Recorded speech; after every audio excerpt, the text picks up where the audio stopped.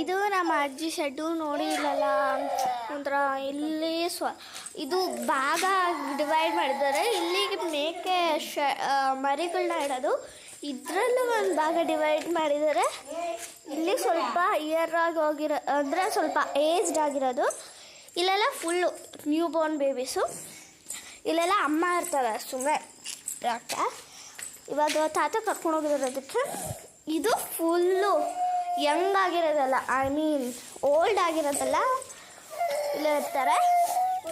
ಸರಿ ಬಿಡು, ನಾನು ತಂಗಿ ಬಿಟ್ಬಿಟ್ಟು ಅಳ್ತಿದ್ದಾಳೆ.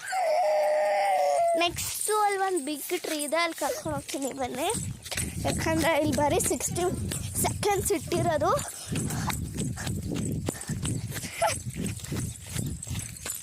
ಇದೇ ಇದು ಒಂದು ನಂಗೋದು ಫೇವ್ರೇಟು. ಫುಲ್ಲು ಎಲ್ಲ ಒಂಥರ